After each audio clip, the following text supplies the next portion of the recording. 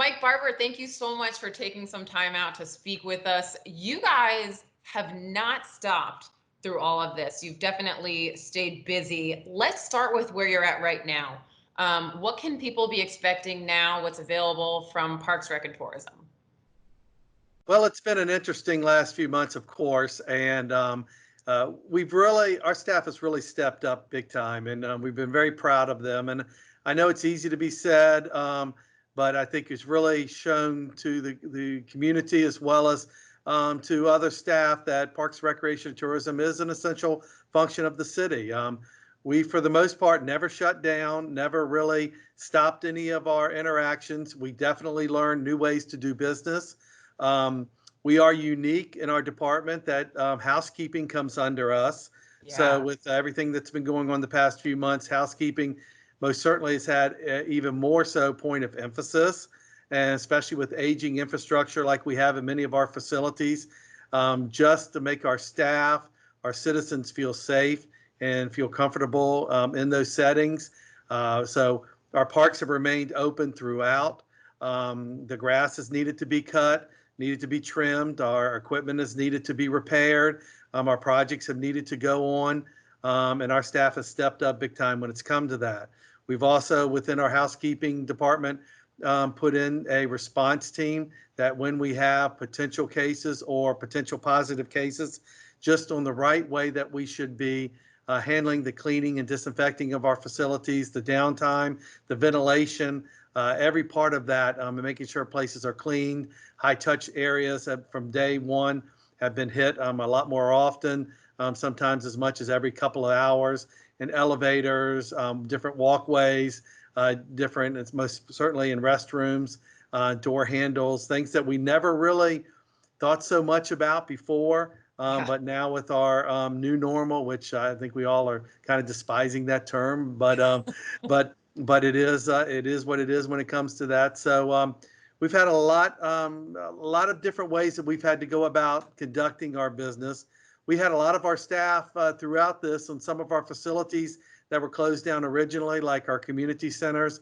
A lot of those staff stepped up and helped cross-train to help our maintenance folks as well as our housekeeping folks, which really showed a lot of just what their character was, what their thought process was, and really just found different ways to help out that may not be in their normal job description or what they were used to doing every day prior to March, when this really started taking a greater effect on not only Chesapeake but around the world.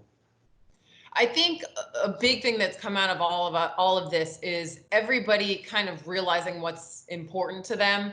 And I think, like you said, Parks and Rec is so huge to our day-to-day life that you almost don't even notice it until it's gone. I personally am mom of a toddler. Second those parks opened back up, we were there, like that. You don't realize how much you need it.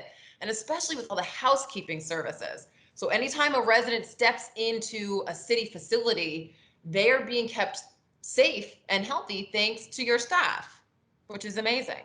Yes, that's true. And like I say, we've had to learn some different ways. And early on, getting products was just a Yeah. challenge. And with the help of our EOC, Emergency Operations Team, we were able to get quite a good um, supply of different products that we needed throughout. We always, many times we ran low, but we never ran out. We never got to the point where we were sweating, Yeah. that out. So we did a good job of having that on stock, having that available, and finding very resourceful ways on getting that from day one. Everything from masks to disinfecting to different products to products that were a lot more effective and preventing some of the germs that could potentially be spread. Most certainly. But within our parks, like I say, the trails stayed open the whole Yeah. time. Fortunately, from March to now, we've had pretty good weather as far as temperatures. So that was the one thing they felt like they could do and felt comfortable with, was getting out, taking a walk on trails. We've had a lot of folks go to a lot of different parks and trails that they'd never been to before within our city, which has been great for us. Unfortunate, in the big picture of things, but Sure. just some of the from social media posts to to just seeing some of our hits and people finding out more information. Dismal Swamp Canal Trail is off the books on just Yeah. how many people are just going there, looking at finding out about it. And then through our trackers, we're being able to find out that attendance is up at a lot of those facilities, because just the opportunities to just walk, ride bikes, and skateboard. Our skateboard facility was closed, but most certainly you could utilize a lot of the sidewalks and trails and all to do some of those activities, especially individual activities that people were so used to doing. Sure. So we're very fortunate on doing that and getting kind of a renewed thought process of how important parks are. We were able to even accomplish keeping the maintenance up at these places, so the grass never got too high, stayed edged, stayed clean, and stayed pruned. And whereas some of our aspects like athletic field, some of the other where we have more team-oriented activities, that had to go on the wayside during this time period. All of our parks pretty much stayed up, and we got a lot of compliments from people saying, boy, you could see the grass was cut and people were paying attention, and we really felt good going to the parks, which is a good thing to do, because I think just from the mental aspect of all of this, Yes. people just being up in their house the whole time and out on their property and doing yard work and all, which was great, and spending time in the neighborhoods, but people just for their mental wellness a lot of times just needed to get out.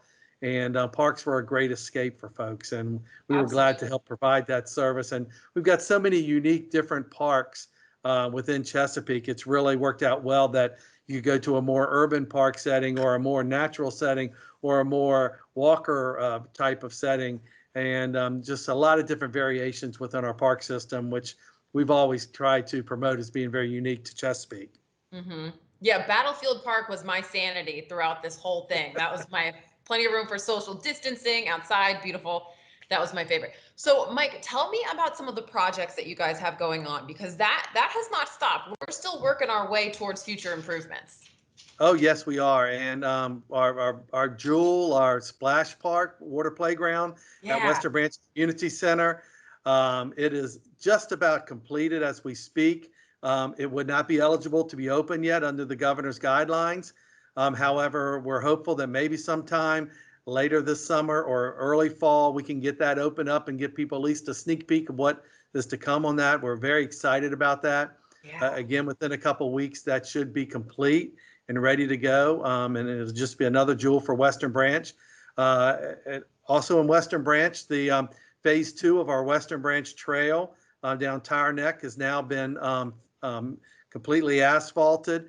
We are now in the process of getting some benches and trash cans. It just opened up last week to the public. So now we've got Bruce Road, now Tire Neck, and next is the Commonwealth Railway Trails that will be taken care of. That'll be the next phase that we'll be doing, get that big loop and Western Branch Trail system completed, and also help connect the Suffolk to Virginia Beach loop. The Chesapeake portion of that would be part of that next phase as well. So a lot of good things going on there. In Southern Chesapeake, the Marjorie Rhine Overlook project, which is a huge project, the first step to the full renovation of Northwest River Park. That particular bridge and trail and overlook has been condemned and closed for close to 10 years now.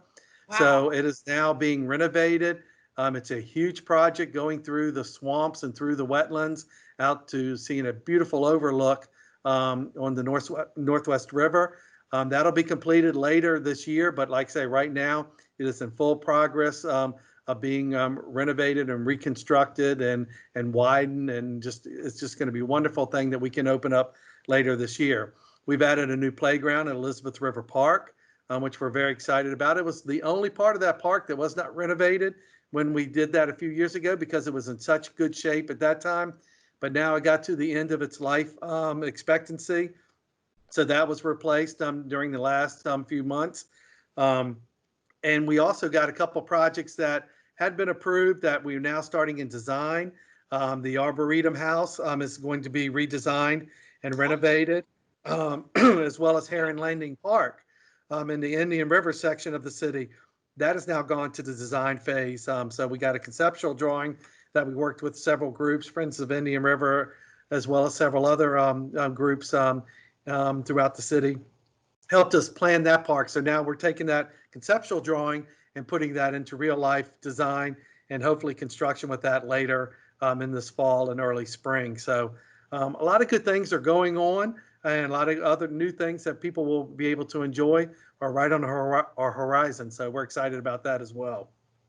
I love it. I can't wait for all that stuff. Mike Barber, I think people think of your job as just getting out there and playing all day long, but we know you and your whole team work really, really hard, and we're so thankful. You guys are definitely essential.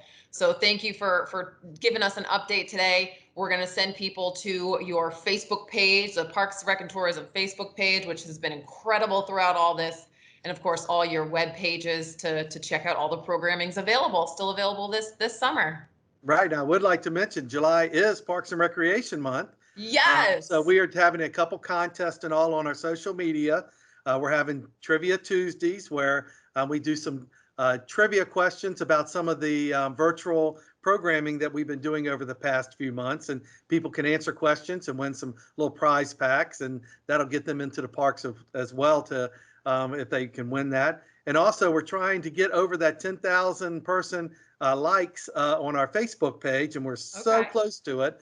So we're hoping we can do that during July Parks and Recreation Month. So on Fridays, we're doing a little competition and kind of awarding some of our people that have been our followers and people who have liked our activities and that keep up with what's going on because that's the best current way to keep up with our current activities. So make sure that people join us, follow us, and like us during Parks and Recreation Month, and you could be a winner. So All we're right. excited about that. How fun. That's awesome. Mike, thank you so much for everything. We'll send people over and we're going to get you past that 10,000. We're going to get you there. Sounds like a plan. We're looking Take forward to care, that. Mike.